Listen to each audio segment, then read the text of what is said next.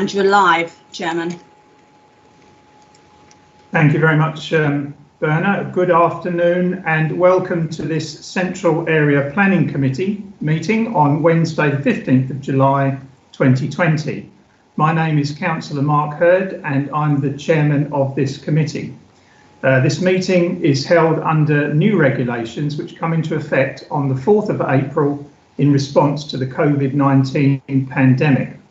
There are just a few housekeeping issues to run through.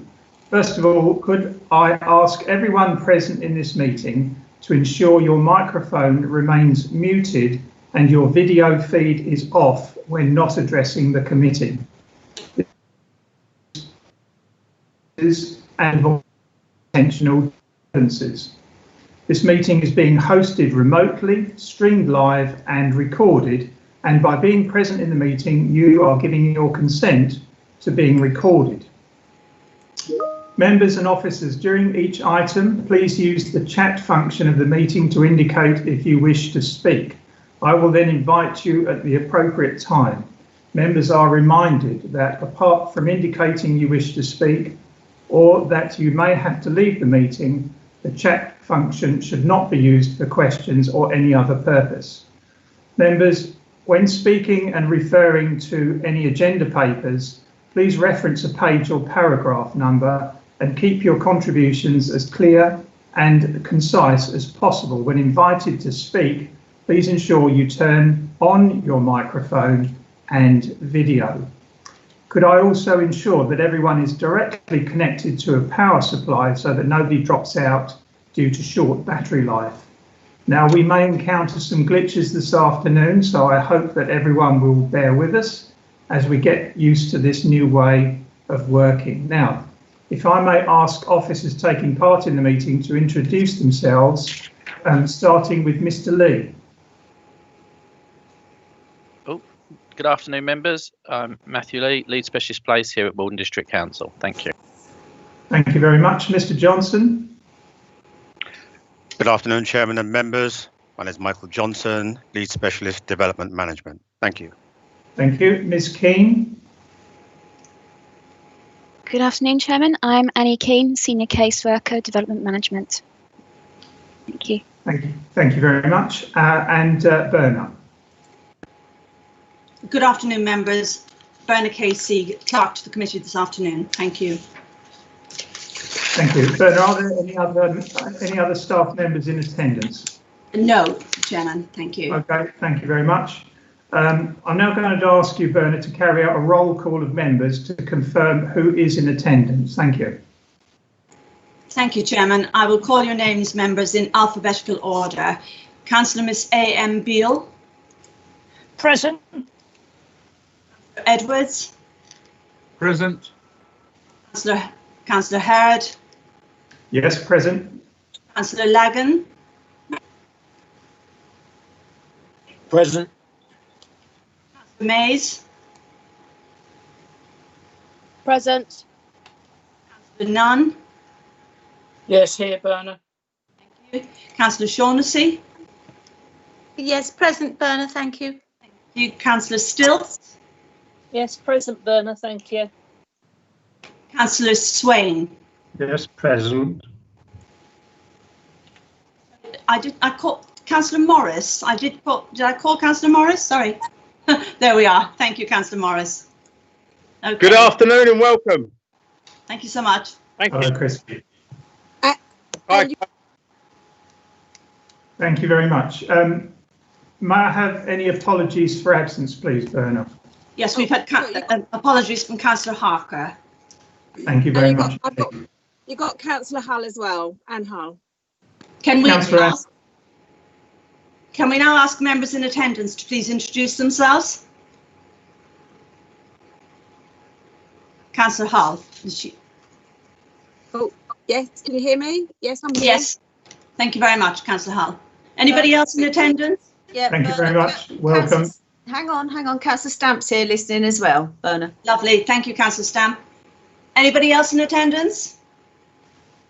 Okay, thank you. Thank you, Chairman. Okay, so welcome all staff and members, including those additional ones.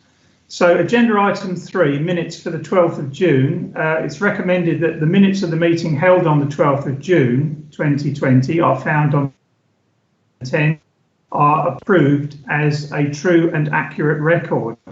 I so move. If you wish to second that motion, please turn on your video, unmute the microphone and state your name now. Councillor Nunn. Councillor. Seconded. Thank you very much indeed. If any member wishes to raise any matter of accuracy, please use the chat function to indicate, and I will invite you to speak. Berna, can you advise if any other member has indicated a wish to speak? I don't have any. No, Chairman. That's fine now. So in order to agree these minutes, we have to take a vote. So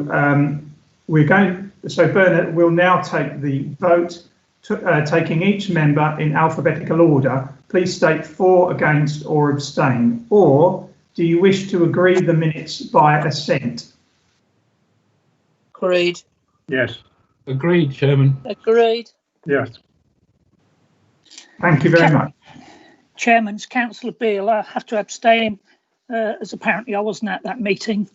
And just a quick reminder that I have to leave the meeting by 2 o'clock latest, as previously informed. Yes, thank you very much. That has been noted. Thank you, Councillor Lagan. Thank you, Chair. I also wasn't at the last meeting, so I'll have to abstain from that decision, Chair. Thank you. Okay, thank you very much indeed. Members, it seems that everybody is in agreement that those minutes are in order, so I'm going to move on to agenda item 4, which is declarations of interest. So this is to disclose the existence and nature of any disclosable pecuniary interests, other pecuniary interests or non-pecuniary interests relating to items of business on the agenda, having regard to paragraphs 6 to 8 inclusive of the Code of Conduct for members. The members are reminded that they're also required to disclose any such interests as soon as they become aware, should the need arise throughout the meeting. If any member has an interest to declare, please use the chat function now to indicate, and I will invite you to speak. Now, I know that there have been some there, so Berna, could I ask you to advise which members have indicated a wish to speak? Yes, Chairman. Councillors Nunn, Mays, Stilts and Lagan. Okay, I'll take Councillor Nunn first. Thank you. Thank you very much, Chairman. I'd like to declare an interest in relation to item 5, the application, in that I'm acquainted with the applicant, non-pecuniary. Thank you, Councillor Nunn. Councillor Mays.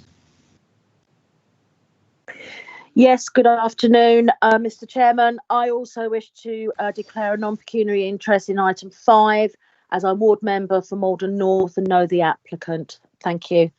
Okay, thank you very much. Just for the benefit of any public that are listening, could I ask when you do speak, could you switch your camera and microphone on, please, in order that you can be identified. Councillor Stilts. Thank you, Mr. Chairman. I also need to declare a non-pecuniary interest in item 5, as I know the applicant. Thank you very much. Councillor Morris.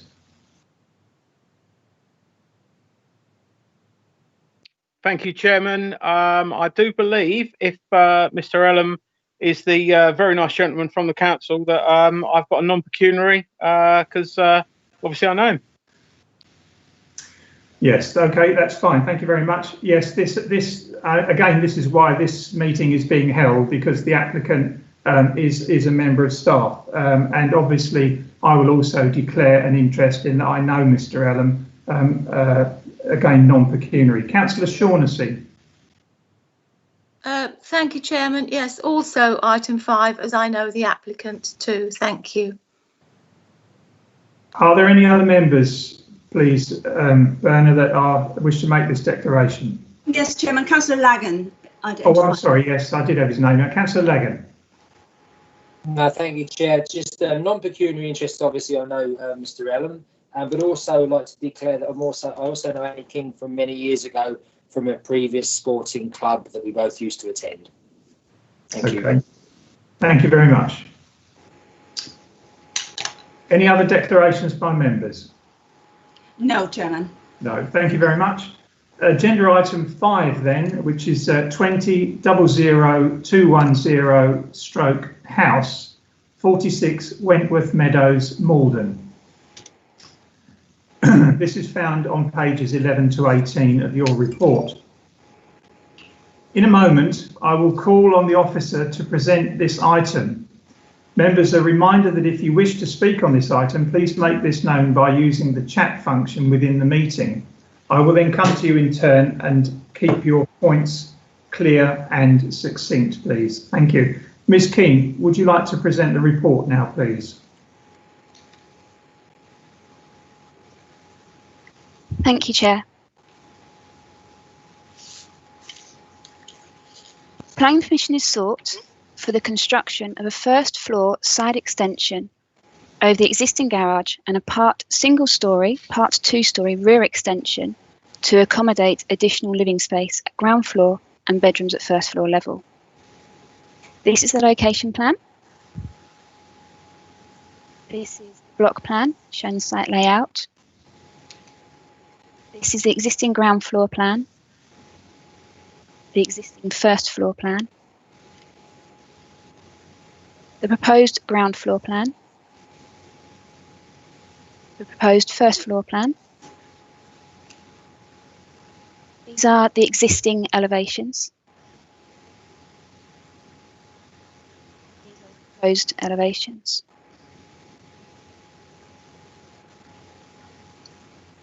These are the site photographs. The application is recommended for refusal due to the scale and design of the development, resulting in a large, dominant and bulky addition, particularly due to the depth of the proposed rear extension, height and depth of the 2-story element, and height and depth and width of the first floor side projection. It is also considered there would be an unacceptable level of private amenity space, and the development is located within close proximity to the boundaries of the neighbouring dwellings to the southwest and northeast, resulting in an overbearing form of development. Thank you, Chair. Thank you, Ms. Keane. So under the Council's public participation scheme, we've received 2 submissions, one from a supporter and another from the applicant. In line with the public participation scheme, I've reviewed the submissions and I will now read them out, allocating 2 minutes maximum for each of the submissions in accordance with the scheme. The first relates to a submission from Ivor and Kay Newman, a supporter. My wife and I would like to support the application regarding 46 Wentworth Meadows. We do not feel it would in any way have a dominant, overbearing or detrimental impact on the area's character or street scene. Wentworth Meadows is mainly of 2-story dwellings, many of which fill the full width of their plots, and many are significantly extended. Number 46 property sits alone in its part of the street with a block of flats opposite. We feel the proposals are entirely in keeping with the street scene of Wentworth Meadows and would seem small when compared to the bulk of the block of flats opposite, including when viewed from St Peter's Avenue. We therefore wish to support this application and we understand all and so in support. The second submission is from Jack Ellum, the applicant. Thank you, Chairman and members, for your consideration of my application. My plan would create an additional bedroom for our 4-month-old baby boy Henry, a suitable bathroom for our family of 5, and provide the type of open indoor-outdoor amenity space needed by our family. Without this extension, we would be forced to move and likely leave the community and town we love, being unlikely to afford a suitable house in Malden. We would become another young family displaced from the town. The concern expressed regarding the size of the rear extension is unjustified, as all the proposed additions would be within permitted development and the standards of the Essex Design Guide for urban areas. The private utility of the space for play and communal family gathering would be increased year-round. Considering this ground for rejection would be unfounded. I believe it is incorrect to say the extension would be dominant nor detrimental. None of my neighbours feel this way. The additions are around 13% of the plot and less than 40% of the current property. The property is performing a particular role in the layout of the street as identified in the Essex Design Guide. It is and would remain entirely unique within the street scene. Insinuating the proposed extension will be detrimental to its character and street scene is therefore illogical. I recognise the consideration for the neighbouring bungalows. I spoke to the residents in advance of my application. They have no such concern and have provided statements of support for my application. They do not agree that it would in any way harm their space, in fact feel it would provide more privacy. It should be noted from the viewpoint of these properties, the modest design of the side eaves will intentionally sit below that of the existing roof ridge, which would remain the dominant feature. The orientation and that of my property will mean no loss of sunlight. You will note that no one has objected to the application. Furthermore, the report identifies that 9 letters of support have been provided by neighbours. In fact, 11 supporting statements have been provided. This includes support from all the adjoining neighbours, including the bungalows to the southwest and all those in the flats opposite. Accordingly, it is fair to say the suggestion that it would harm anyone is not supported. The proposals would provide a suitable long-term family home, which is well supported and seen as a positive contribution by the community.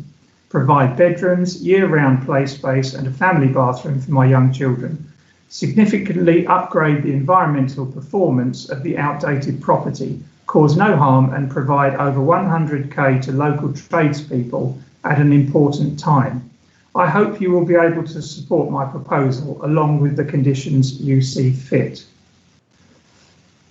Are there any other officer comments before we move to the recommendation in order that we can debate this?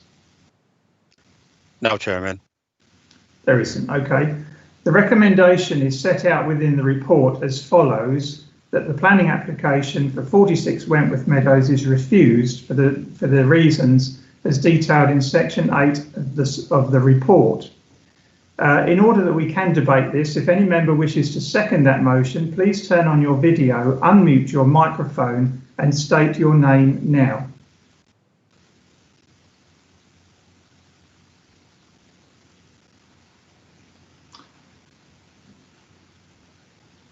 Okay, I do not have a seconder. Do you have any, Berna? No, Councillor Morris wishes to make a proposal, Chairman. Okay, Councillor Morris, could you turn your microphone and video on for the recommendation? Thank you, Chairman. Thank you, Chairman. I'd like to propose that we do not accept the officer's recommendation and we allow this to progress. I understand. So you're supporting the application. As we haven't had the original motion seconded yet, I'm prepared to accept that. Would any other member like to second Councillor Morris's proposal? Mark, I will. Can I second the proposal, Chairman? Yes, can. You're seconding the proposal, Councillor Swain? Yes. You are, right. Okay, that's fine. So I will now invite members to make any comments on the report. Berna, has anyone indicated that they wish to speak, please? No, Chairman. We need to look for reasons.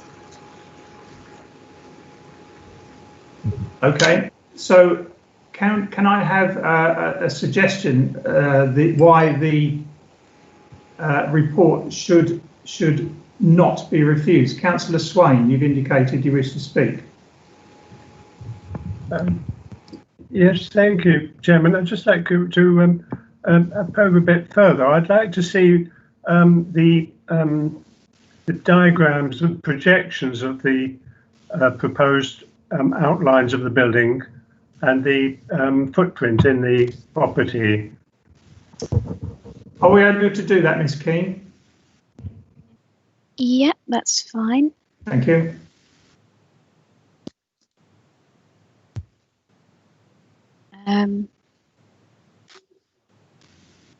Councillor Swain, is there any particular one you wanted to look at? Yes, I think it's probably the proposed elevations there. Yes. Yeah. To see the extent of all the bit on the sides of the upper stories are additional, aren't they? And then I see the extension roof in relation to the existing one at the back, and the extent of the area of expansion in the back garden.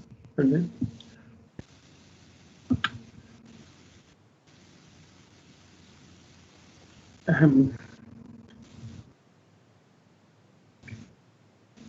all the additional areas are which are the additional areas here then, at the ground floor level? So this area here, which is the one outlined in grey. The shaded area is the original house, is that correct? Yes, so this would be the original house plus the garage. And this area here is the additional ground floor, and then this would be the additional second floor, and then above the garage. So it is a significant percentage of the existing back garden space.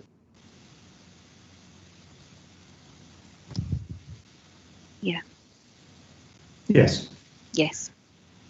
Annie, do you want to take through what the report says in relation to amenity space, etc.? Yes.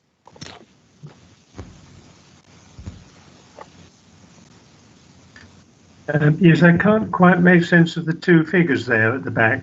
One says 2.0 square meters, and it's 5 meters to the back fence. So currently, the application site has 95.4 meters squared of private amenity space. With the proposed development, that would be reduced to 59.7 square meters. Yes. Okay. Thank you. Okay, thank you. Councillor Lagan, you wish to speak? Yeah, thanks, Chair. Just that it was actually basically on the same type of question that Councillor Swain has just asked. Just in the report in 8.2, if I can address it to Annie, please. You mention about, hang on, let's get it up here, would result in an unacceptable level of private amenity space, which is considered to be detrimental impact on the quality of life and current and future occupants of the dwelling, contrary to policy D1. Which I get. Why would that level of 59.7 then be considered detrimental for the impact for current and future occupiers? So houses with 3 or more bedrooms would be required to have 100 meters squared amenity space for a decent quality of life. Houses below that, it's considered that this would impact on the current and future occupiers' quality of life going forwards. Through you, Chairman, it's in relation to the usable space for outdoor amenities, so that the family, children, they can play in the gardens, whirly gigs up to hold washing. Obviously, it's just a policy requirement. It's just figures from the Essex Design Guide. So this isn't some particularly onerous thing that Malden's looked at, and it's something that we're quite consistent with as an authority, and obviously look to achieve on a constant basis. Thank you, Chairman. Thank you very much. So as we haven't had the original proposed seconded, Mr. Lee, but we've had a proposal which has been seconded by Councillor Morris. Yeah. On a procedural note, how do we progress this? Through you, Chairman. Obviously, as members are aware, if members look to approve something that is up for refusal, members need to explain their reasons for approving it. And as always, this reason for approval either needs to talk to the various reasons for refusal, which obviously this application has three of, and obviously they haven't really been debated. So there hasn't really been a discussion on why these have been overcome at the moment, or they need to say that the harm, or sort of the benefits outweigh the harm, which once again there hasn't been a discussion on. So at the moment, I wouldn't really be aware of why members would be looking to approve it. Thank you, Chair. Thank you. Councillor Swain, could I just ask you to switch your camera off, please? I've got Councillor Mays to talk next, and also Councillor Lagan wants to come back. So can I take Councillor Mays next? Yes, thank you, Mr. Chairman.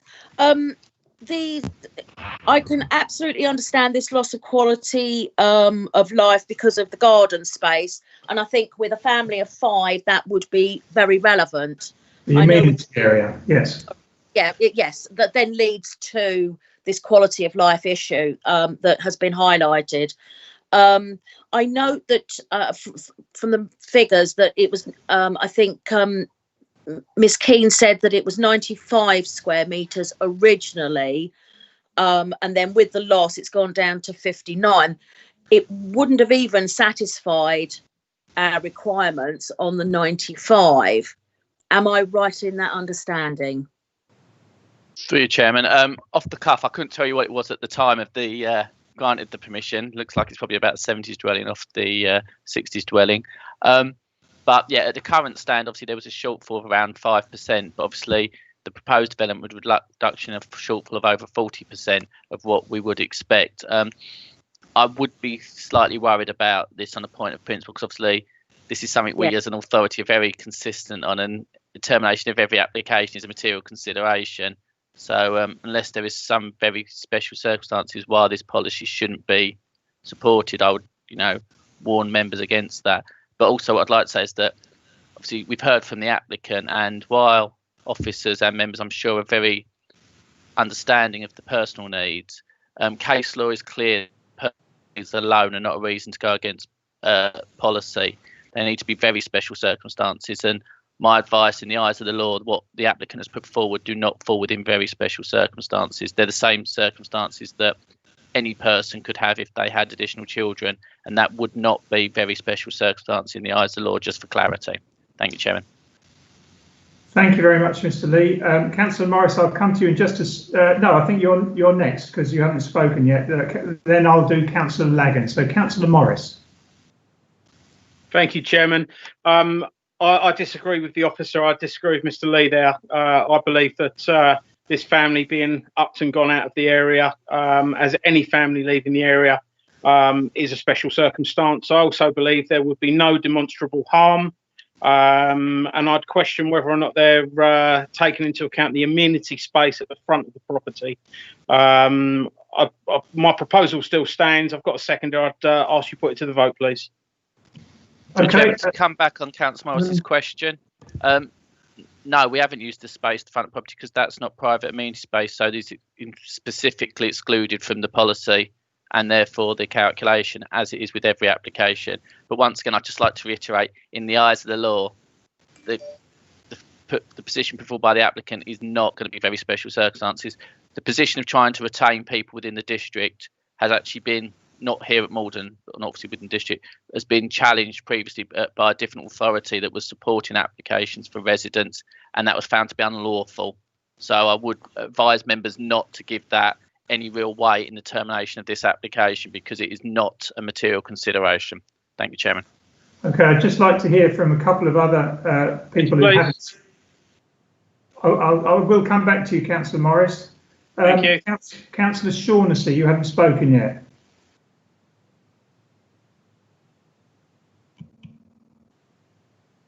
Thank you, Chairman.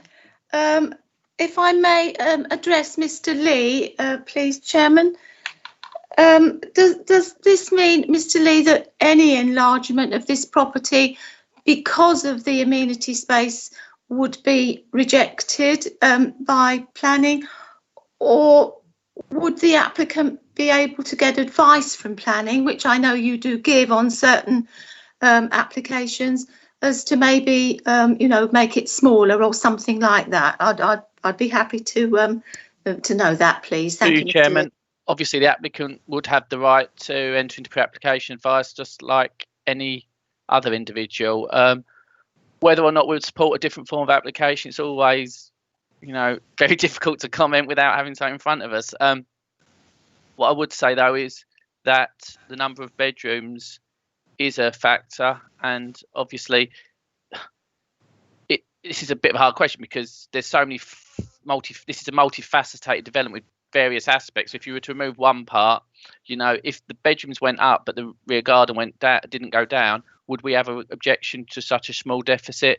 I couldn't give a definitive point. That would be something that needs to be assessed through a pre-app or a plan application. But that's the point with this application. It's both increasing the number of bedrooms and reducing the area of amenity space. So it's the harm is being exacerbated for two reasons, as in the existing harm. Thank you, Chairman. Thank you, Mr. Lee. Thank you, Chairman. Thank you. So, Mr. Lee, can I just add to Mr. Lee's comments that, and following on from Councillor Shaughnessy's question, the applicant has the right to apply for a certificate of lawfulness as to whether the property can be extended, as is the right for any dwelling house that may not be restricted by legislation. So in terms of whether the property can be extended, there is an opportunity for the applicant to explore. As we know, one can extend along the ground floor, again, subject to restrictions and various other criteria. Thank you, Chairman. Thank you, Mr. Johnson. Thank you, Chairman. Mr. Johnson. So, Mr. Lee, so we're talking about the amenity space and the bulk and scale, is that correct? Through you, Chairman. So I have to lean in, so you're going to get a little bit more look than you probably want. As the officer's report explains in section 8, there are 3 reasons for refusal. Yeah. The first one is about scale and design and just whether or not the proposed development would have a detrimental impact on the street scene. The second one is about the private amenity space, which we have discussed slightly. And the third one's actually about the impact on the neighbours in relation to the built form and its close proximity to boundaries, which hasn't been discussed at all. What I would want to say is that just because neighbours have written in saying that they're acceptable with it is not in its own a reason to not refuse a scheme. Case law is clear that planning is not a popularity contest. Us as decision makers, whether it's officers or members, by law have to look at our policies and consider or not whether there is harm. It's not a case of just because a neighbour does or doesn't object, there is or isn't harm. We need to make informed, educated decisions. And I am slightly worried that members haven't looked at this point or asked for clarity on this point and to look at the relationship from the boundaries and then to say that there is no harm in that respect. Thank you, Chairman. Thank you very much. Councillor Lagan, then Councillor Morris.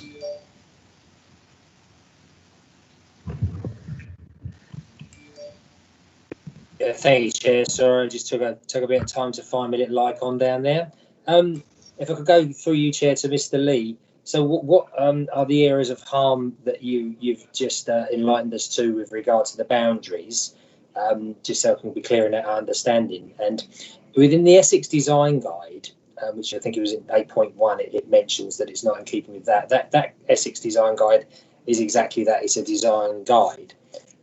So there is a degree, I would ask if there's a degree of flexibility and contextualization contained within that guide for each individual application. And also, are there any other areas, any other houses in that particular street that don't have the equivalent amenity space anymore because of previous? I know we can't go against like-for-like applications in the past, but are there any areas in there that have the same loss of amenity space because of additional building? Just for clarity. Thanks, Matt. Thank you. So Lee, can you come back on that? Through you, Chairman. Planning law is clear. Development must be done according to development plan unless material considerations indicate otherwise. As Councillor Lakin said, the design guide or the Essex Design Guide is guidance. It's not law, but not is a policy. But it's something that the authority consistently, for want of a better word, sticks to. That 100 metres squared or above is a good standard or acceptable standard, not even good, acceptable standard of accommodation for a family dwelling. And I'm unsure on why in this instances the council would look to go against that as its standard practice, you know, and this is something that the authority deals with consistently. And you know, we've won appeals on this, and I'm just unclear on the reason why this would be such a different set of circumstances that we wouldn't be dealing with it consistently. As I said, it is guidance, but you know, this is, for example, you know, this is 95 metres squared. Now, it may well have been at assessment that was considered that the shortfall of 5 metres was not to such a degree it warranted a reason for refusal. A shortfall of over 40 metres is something very different, and I think members need to be conscious of this, and it's likely that we could, you know, if members start to approve schemes with, or you know, approve schemes with shortfall of such a dramatic number, other applicants will expect this to be the council's position, and it would become a material consideration, and inspectors would consider that we are being inconsistent with our determination unless there is some form of specific circumstances for this. I think if Annie can bring up the plans, she can probably take you through the relationship with the neighbours better than I can. And I think there was actually a third question, which I can't quite remember. If Councillor Lagan wants to remind me of what that was. Yeah, the good things coming through, Mr. Lee.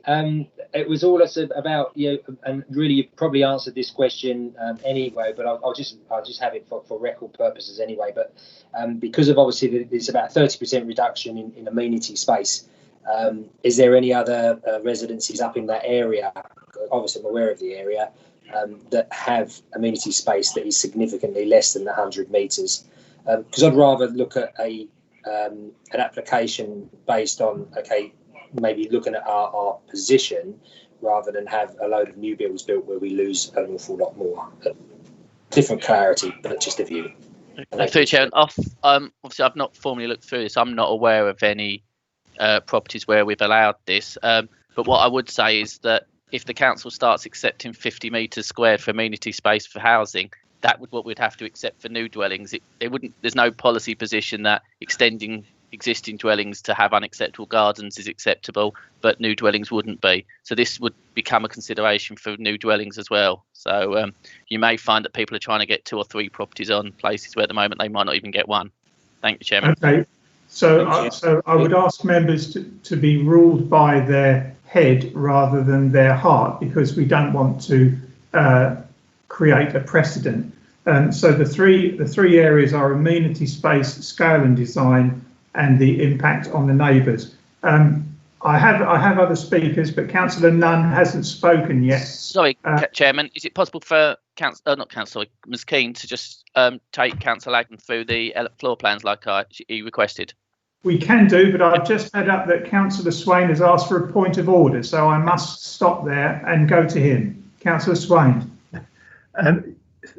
Thank you. Yes, it's slightly premature, but I wanted to just, what should we say, put the point that I seconded the original proposal, so we should be voting on the proposal of the officers, not on an alternative proposal when it comes to the vote. Are you seconding the refusal? No. I'm seconding the officer's proposal, and that's the one to vote on. If people reject it, then they can vote against it. But we're not voting on the motion that Councillor Morris said. It's not a separate motion. His was effectively saying he would vote against the proposal. So the proposal on the table is as put by the officers for rejection of the application. I see. Yes. So you're seconding the rejection, and then if that is overturned, then we would have an alternative proposal, which is Councillor Morris's point. Yes. Okay, I understand that. Councillor Morris, you want to come in? That wasn't seconded in time. That wasn't seconded in time. I put the proposal forward before Councillor Swain seconded the original proposal. This is a problem with IT, isn't it? You can't get it onto the chat quickly enough. So there wasn't allowed enough time for somebody to second it. Okay, I'm going to go to Councillor. I will come back to other members, but Councillor Nunn, you had a question.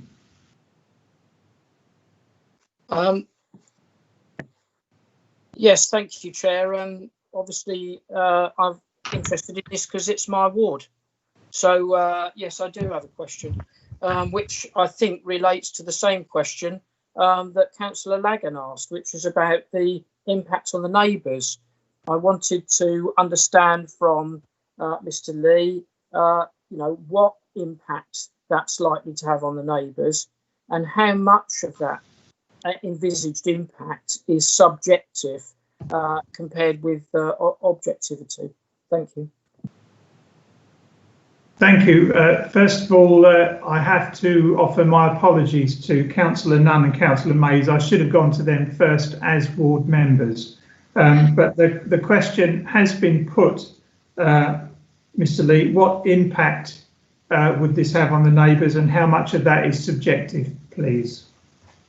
Annie, can you take it through the plans and then I'll comment afterwards about the subjectivity and the points on that? Yeah, sure. So this is the ground floor plan, which obviously shows the projection to the rear. And these would be the proposed elevations showing the projection to the side and to the rear. You probably see from the pictures, you've got bungalows to one side of the dwelling, and to the other side you have two-storey dwellings. So the impact would be, obviously it'd be coming out from the side over the existing garage. So it'd be coming out here. So there's concern of for it to be overbearing on the bungalows, and obviously to the rear it would be coming out here. So there'd be concern for the neighbours to the side and to the rear, because obviously that would then shorten the garden. Right, Ms. King, can you show the block plan? Yes. Oh, that's some flamingos. It is flamingos. I didn't think it was the prom, I have to say. Nice.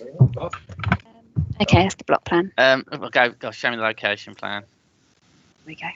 Right. Through you, Chairman. As members will be able to see, from where Ms. Keane was indicating, there's development at first floor, both to the east and west of the property, and basically to the boundaries of this plot. I'm not sure of what the road names are off the cuff, but you can see properties number 45 and 44 do not benefit from particularly deep gardens, and there will be a large level of built form right on these boundaries. The officer's report deals with both of them individually in sections 5.3.2 and 5.3.3, and about the closeness and the relationship with the properties. Is it subjective? To a certain extent, I would say yes. Is it objective? I would say definitely. It's not something that necessarily you can prove that 2 + 2 is 4, but it's fairly standard to not encourage two-storey forms of development on boundaries when properties face towards them. It's obviously slightly different in most instances where, in urban areas, you've got more of a traditional linear pattern of ribbon development where they might be back to back. But this property, as you can see, is a slight anomaly in that respect, and obviously it fits in between these two properties. And my professional's opinion is that, irrespective of what the neighbours have stated, there would be a detrimental impact on their ability to enjoy their amenity space due to this extensions. Thank you, Chairman. All right, thank you. Just before I come back to anybody else, I know that Councillor Anne Beale may have to leave. You put your hand up, Councillor Beale. But you're still muted. Yes, yeah. Now I'm not.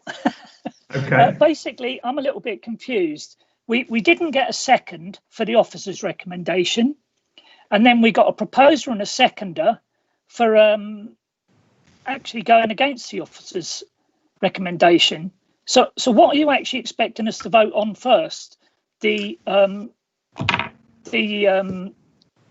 suggestion by Councillor Morrissey, which was seconded by Councillor, I think it was Mays, but we haven't had a seconder for the officers. So if Councillor Morrissey's suggestion fails, do we then go on to the officers? Because I'm getting really confused with this now. Yes, there wasn't a seconder, and there certainly wasn't a seconder in time that I received anyway for the officer's refusal, and then Councillor Morris made a counter proposal, and that was duly seconded. So my understanding, correct me if I'm wrong, Mr. Lee, is that that's what we're debating on.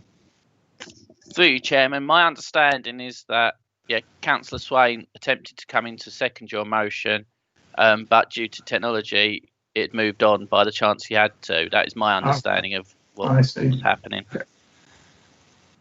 Right. Okay. So, is that something that we should? Do you think that's something we should put to the vote now, and then we can decide then for the counter proposal by Councillor Morris?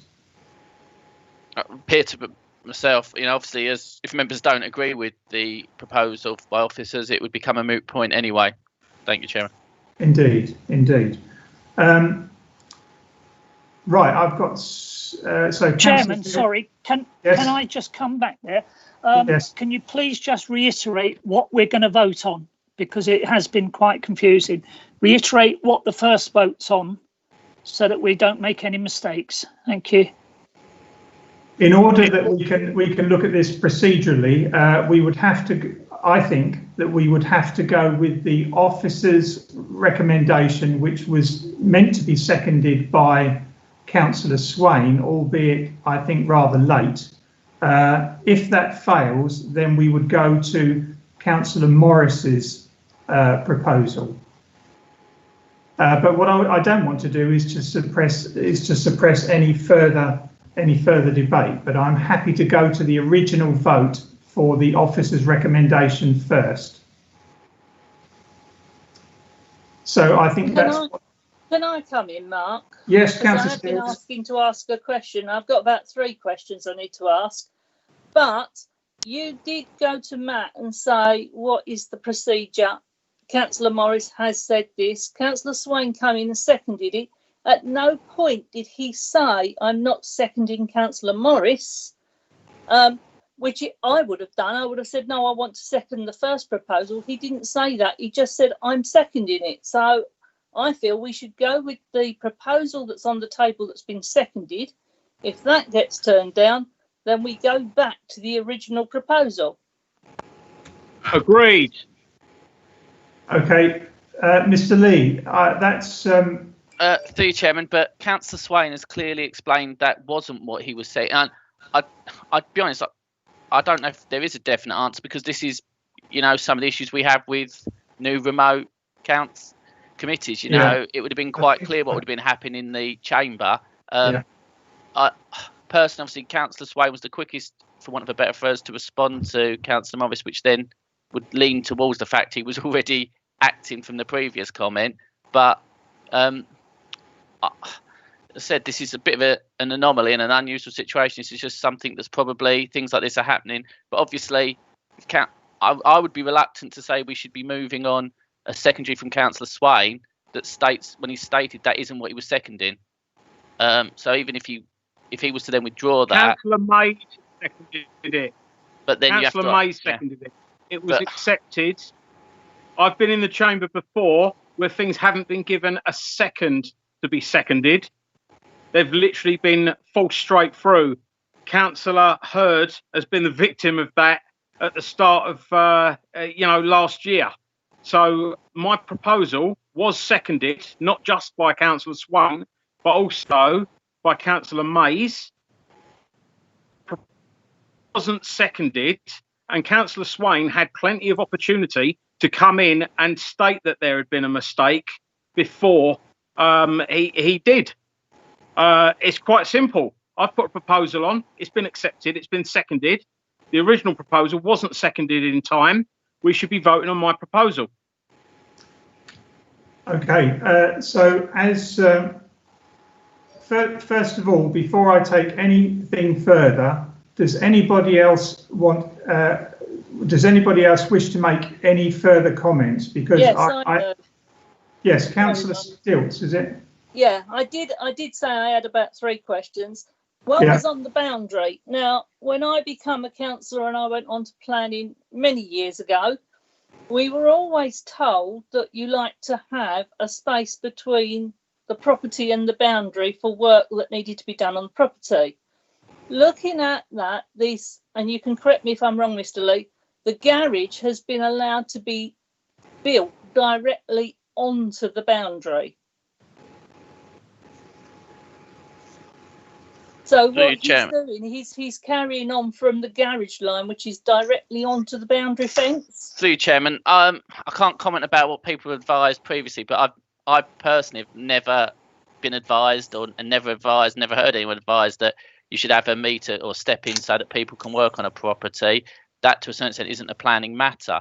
But the fact that the garage at single storey is there, which is only slightly above our fence height, which would be there in reality, this is put in the first floor, and that's the point. This is very materially different to the garage, and that's what the officer's report explains. But yeah, the other bit I wanted to ask is, will there be a window in that part over the garage, which would look over the gardens of the neighbouring property as well? I couldn't see that on the plan. Is there going to be windows in that? Chairman, this section's obviously covered in the report, and the answer is that there are no windows in the, as it says in paragraph 5.3.2 in relation to 43 and 45 St Peter's. The plans show there are no windows proposed in the side elevation and facing the neighbours, and that therefore we're saying there wouldn't be any overlooking. So that's not why that doesn't form part of the reason for refusal. And a similar statement is in relation to 42 and 44 Wentworth Meadows, but that's why they do not form part of the reason for refusal. That's why it's in relation to the impact in relation to the built form rather than overlooking. Thank you. It's very difficult when you can't see the plans on an iPad whilst we're talking. Okay, right. This is what I would like to do. I did ask for a seconder for the officer's recommendation. I didn't receive one in time, and I have received a proposal from Councillor Morris, which was duly seconded by Councillor Mays. Therefore, in my view, that we have had ample opportunity to discuss this, so I would now like to go to the vote. Sorry, Chair, can we have the reasons, if it is to be approved, for approval? What from the members that are suggested? Okay, so there are three areas. The first area will be the lack of amenity space. Do you have anything to offer there, Councillor Morris? Chair, sorry, I'm just referring to the notes I've made. I do not believe there is any demonstrable harm, no impact on the street scene. I do not agree with the officer's recommendation for that one. I believe that there is enough amenity space in the boundary for this development, and the officer has also said about harm. I believe that for there to be harm, there must be a victim. There are no victims. We have no objectors. If we did have an objector, it would be a different matter, but we do not. And as far as setting a precedent goes, I do believe that we should take every application on its own merits. So those are the 3 reasons. Basically, I just don't agree. I think that we need to keep as many young families in the area as possible. That moving them would cause them demonstrable harm. Yeah, I understand where you're coming, and I think you've dealt with scale and design and the impact on the neighbour, but the amenity space is a matter of fact, is it not? Through you, Chairman. Yeah, I'd say the design, impact on the character of the area, that is subjective. It's in the gift of the decision maker to make a reasoned assessment. As I said, we have a policy that requires 100 metres squared. I would suggest professionally that Councillor Morris's point on the amenity space, just saying I don't agree with it, is not a reason to go against the officer's recommendation. There needs to be some foundation in that basis. And that also ties into the point about each application must be assessed on its own merit. Unless you're able to explicitly explain why it is acceptable in this instance to have 50 metres, for want of a better phrase, for a family dwelling, why would it not be for any others? That goes back to that point about explaining what is the difference between this application and any other application we have within the district. And in relation to the point of harm, as I explained earlier, planning law is clear. This has been something that's been judicially reviewed in relation to objections and support. Planning, for want of a better phrase, isn't the X factor. It's not about whether people object or not. Decision makers, whether that's officers or whether it's members, need to make informed decisions based on policies and assessing harm. Just because somebody doesn't object is not a reason to say there is no harm. We are here to make informed judgments. I think what you're looking for is a special circumstances why this one would be the exception. It would cause demonstrable harm to the family involved. Through you, Chairman, families together. Hang on a sec, Councillor Morris. I have to advise against members using that as a reason for special circumstances. It would go against planning law, and this is not special circumstances that somebody would need to move. That is what infinite amount of properties have, and that is something that is not very special circumstances. Things like that have been challenged before, and I would give real concern to members giving weight to that as a material consideration. Benefit outweighs the harm. Before, I understand that, but before we take it any further, again, Councillor Swain has made a point of order which I have to accept. So can I just go to Councillor Swain? What is your point of order, Councillor Swain? Yes, Chairman, throughout all of this, we've been talking about the officer's report and proposal.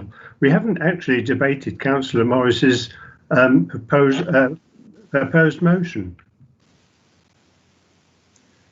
Right. Well, I think it has been debated, unless any other member thinks that it has not. Well, then we can express a view on Councillor Morris's motion then. Yes, you can do. Yes. Well, I think that's what we have. That's what we have been doing. But the only thing that I need to make it clear is that we can't just say we disagree with the officer's recommendation because we don't like it. It is a matter of fact for amenity space. If we believe that the benefits of this particular application will outweigh the harm caused by the loss of amenity space, I think that would probably be the only way forward. Do you agree with that, Mr. Lee? I would then oppose Councillor Morris's motion on the grounds of the loss of amenity space. Through you, Chairman. I'm in a very difficult position here, members, because it's quite hard to give it a well. I think it's to certain the whole argument flawed. The point is that, irrespective of this application, let's say it was an issue about a public house and needing 20 car parking spaces. If it was only providing 5, we would say there was a shortfall, fact. And then when you look at do the benefits outweigh the harm, the fact that it's a pub, like you might say that, well, there's a pub there, we should be supporting it. Well, actually, that's just what is there. Any pub could argue that. You need to be able to show something special. And as I've said, it has to be very special circumstances. That's what the case law is. And even things such as just a level of, if you're getting older, for example, or certain levels of disability have been found to not be aren't very special circumstances. The fact that somebody just has had another child and that they need bigger space for their family is fundamentally not very special circumstances. And I'd be very concerned if members were to give that as a reason for allowing this, because it's setting a very dangerous precedent, because this is across the authority and people will use it against us in the future appeals. Thank you, Chairman. Okay. I feel that this has been given sufficient time to debate, and I'm going to take this now to the vote, and the vote will be for it to be. Sorry, Councillor Lagan, you did say you wanted to speak. One finally. Yeah, no, thank you, Chair. No, I think all I wanted to say was, with listening to the debate, I mean, it's confusing because of the initial anomalies at the beginning with regard to the IT, but I also think that we have to be very, very careful, and I find myself in agreement with Mr. Lee's comments about, you know, the precedent is set for a 50-metre amenity space, because we need all the space we can get, because so much is being lost. And moving home, people do that. You know, you have a couple of kids, you have to move. Unfortunately, it appears by the nature and bulk and scale of this proposed development that it would cause a harm. And I just want to raise that I feel that going to the vote is exactly the right thing to do at this moment in time. Okay, so that's what I propose to do now. I'm satisfied that all members have had an opportunity to speak, and therefore I'm going to move to the vote. So Bernard, can you please now take the vote? Thank you, Chairman. So we're voting to approve the application contrary to the officer's recommendation. I will take your names in alphabetical order. Please state for, against, abstain. Councillor Beale. Councillor Beale, she's still with us. Councillor Beale? Sorry. Yeah, I'm with you. If we're voting for Councillor Morrissey's voting against the officer's recommendation, I need to vote against that proposal. Thank you. Councillor Edwards? Against. Councillor Hurd? I will abstain as chairman. Councillor Lagan? Against. Councillor Mays? Against. Against. Councillor Mays, yes? Okay. Yep. Morris? For. Thank you. Councillor Nunn? Against. Shaughnessy? Against. Councillor Stilts? Against. Councillor Swain? Against. Thank you, Chairman. That's 1 for, 8 against and 1 abstention. Thank you. So that proposal has failed. In that particular case, we'll go back to the original officer's recommendation of refusal. And could you now please take the vote for that, Bernard? Thank you, Chairman. Again, for, against, abstain, and I'll take you in alphabetical order. Councillor Beale? For. Edwards? For. Councillor Hurd? Abstain. Lagan? For. Councillor Mays? For. Councillor Morris? I think Councillor Morris has left the meeting. Yes, he has. Councillor Nunn? For. Councillor Shaughnessy? For. Councillor Stilts? For. Councillor Swain? For. Thank you, members. That's 8 for, none against, 1 abstention. Thank you.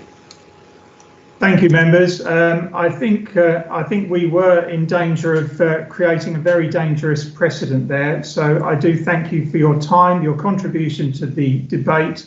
I thank also the officers. I'll go on now to agenda item number 6. Any other items of business that the chairman of the committee decides are urgent? There are none. So I will now bring this meeting to a close. Thank you for your contributions this afternoon, and I will close this meeting at 2:04.